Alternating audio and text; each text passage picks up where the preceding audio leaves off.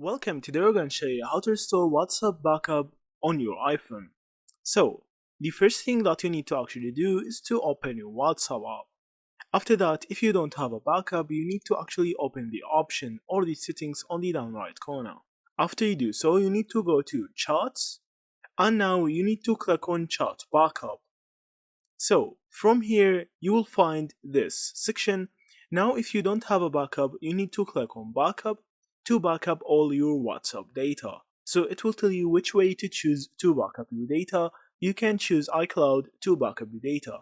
So after you do so, you need to actually have WhatsApp on your new phone, or you can actually install it on whatever device you want and just re-enter your number again. After you do so and verify your number, it will automatically detect the backup that you have saved on your iCloud. So it will tell you if you want to skip or restore. Now you can just click on restore and it will take a couple of minutes to restore, or it may take lower than that. So after that, everything will be restored, and that's it. Thank you for watching and see you in the next videos.